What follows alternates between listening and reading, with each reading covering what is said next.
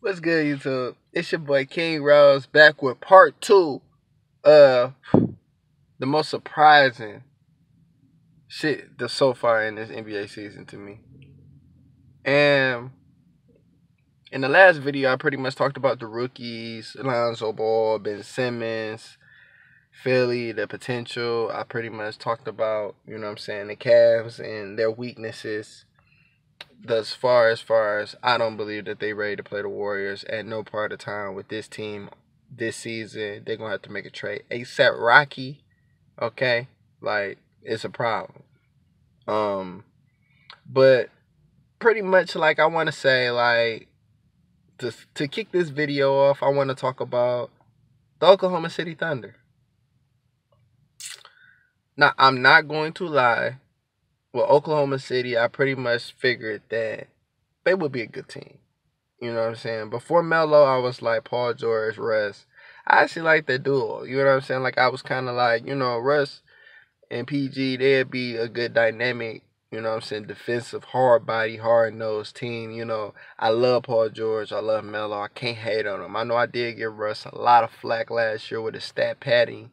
But with the additions of Melo and Paul George, two players who I always wanted LeBron to see in the playoffs, so LeBron could get them buckets, could get baby. For finally, once in his goddamn career, never freaking happened though. Paul George gave him a good run, but Melo, Melo Melo, he didn't really give him much of a fight. But Melo back on the West, so this is vintage Melo right here. And Paul George is looking good as well. Like, Paul George is looking like, I wouldn't say MVP candidate, but Paul George is definitely like all-star starter this year. You feel me? Maybe over KD. Maybe over KD. But the way that the team looks, I feel like, you know what I'm saying, by playoff time, not this year, they're not going to win no chip this year, but I think, you know what I'm saying, they could be one of those teams to do some damage. Now, for instance, with me and the Warriors, me being a Warriors fan, loving the Warriors, 3 straight finals, 73-9, 402 threes, back-to-back MVP, unanimous MVP. Everybody hate Kevin Durant and Draymond, but I love them niggas so much. I feel like this is what we need to do. Golden State clearly is the best team in the NBA. Best team in the West. Stop playing. OKC dick suckers, Kevin Durant haters, fuck out of here. It's not true. We need to pace ourselves. So I look at it like all the teams that we know in the Eastern Conference that's not really getting money like that, you know what I'm saying? We gonna show time. We gonna play with it. We gonna give them some juice. You feel me? But we need to be on the rest protocol. Clay, Steph, Dre, KD. We don't need y'all niggas playing a lot of minutes. We don't need y'all niggas we don't even need y'all niggas going to the All-Star game. You feel? Fuck the All-Star game, bro. I mean, when is the All-Star game really getting my niggas? So I'm to the belief right now, like, we could do the 3-point contest, some shit like that. KD, you want to do skill competition, something like that.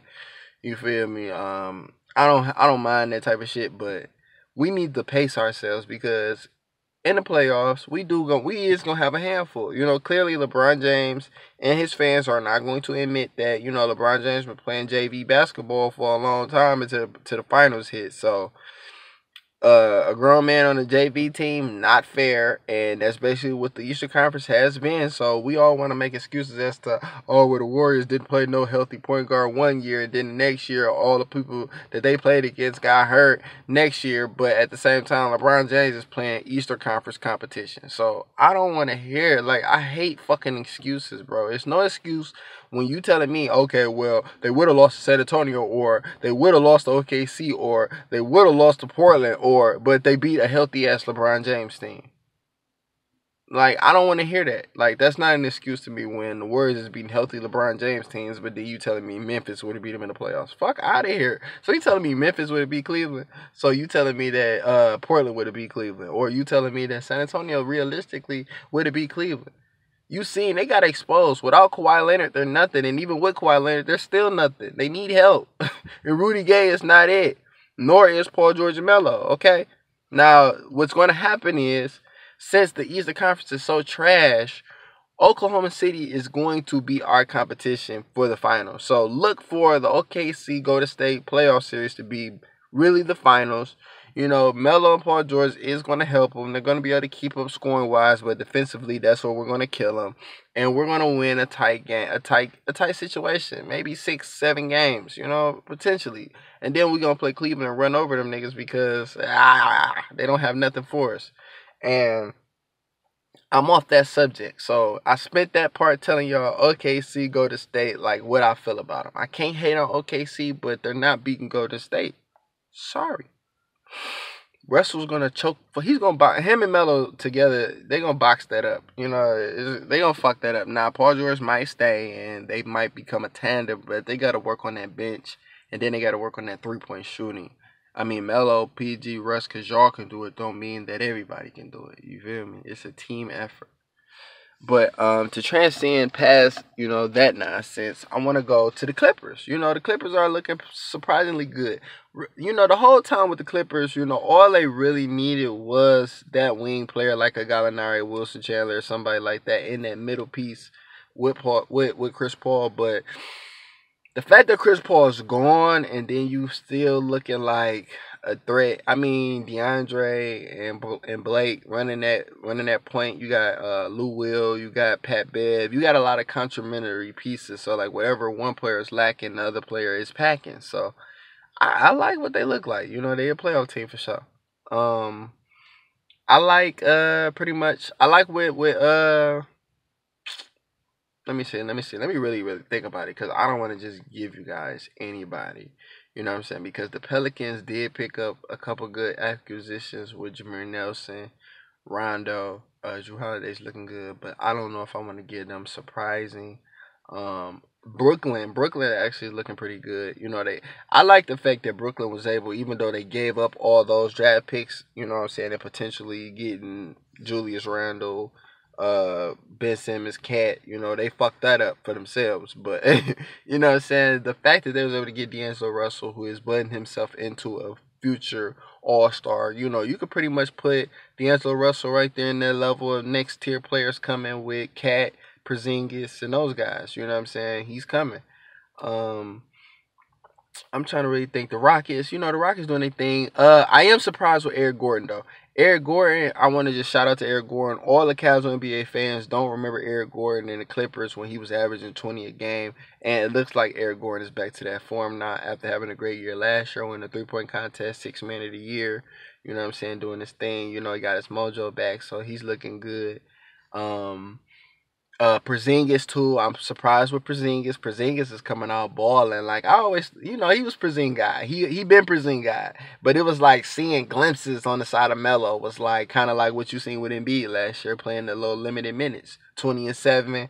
You seeing Porzingis ball out. So that is very, very, very promising for New York. Like y'all got a demigod up there, so don't box that up. I'm kind of surprised with Minnesota. Like Minnesota's kind of underwhelming. I love what Wiggins has turned into, but Jimmy Butler, he's not really looking like a good fit to me. Like Jimmy Butler's not looking like a good fit. I think they pretty much was good with their core unit that they already had, and I think they just kind of, I don't know. I kind of feel like they disrupted something with that. I kind of feel like, in a sense, now, I kind of feel like maybe, Gordon Hayward should have stayed in Utah, and Jimmy Butler went to Boston to play with Kyrie. Like I'm kind of feeling like that now because Jimmy Butler's swag with Jaylen Brown, Tatum, Horford, you know what I'm saying, Marcus Morris, Kyrie, like I think that was a better fit, and I think that might be why he got hurt. Although I understand the ties, and I do like going Hayward in Boston because Larry Bird, Scalabrine, the lore, Tom Brady, Gordon Hayward is a perfect addition over there, but maybe it was supposed to be Jimmy Butler. You know, let me think. Orlando has been surprising, but like I told you guys in the last video, I don't think they're really. It's not even worth talking about. You know, Eric Gordon is looking good.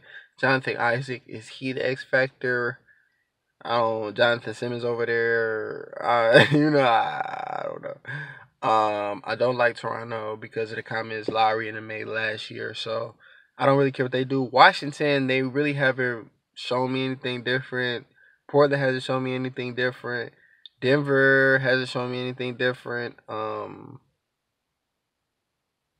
mean, for the most part, I mean, Utah's looking like a Rudy Gobert led team. Yeah, I think this is pretty much where we're gonna end that part of the video because I mean, like I say, like let's just be real. You know, the most surprising thing is the Cavs not really coming out to the hot start. Lonzo Ball, seeing how he's coming out, Giannis. You know what I'm saying? Like looking at some of the teams that kind of position themselves in a good situation right now, like the Bucks, like the Pistons. Looking at how Golden State kind of started out a little rocky off the championship hangover, but we all knew that. We all kind of wanted to see what the Chris Paul, James Harden experiment looked like, the OKC experiment would look like. We all wanted to pretty much see what the Clippers will look like without CP. So, I mean, so for the most part, all those teams are doing okay. You know what I'm saying? I would say, like, with OKC, they're going to need the most work in gelatin. I think with Chris Paul in Houston, I think he's kind of devaluing himself a little bit. And Cleveland needs to make a trade because if Cleveland don't make a trade, nobody's beating Golden State in 7-game series. Like when you talk about chemistry, camaraderie, and skill all on the same team, defensive and offensive efficiency on the same team, it's gonna be hard to beat them. But y'all know what it is. Like, comment, subscribe. You know what I'm saying? It's your boy King Rose. I'm back. No overreactions. Watch out for them rookies, y'all.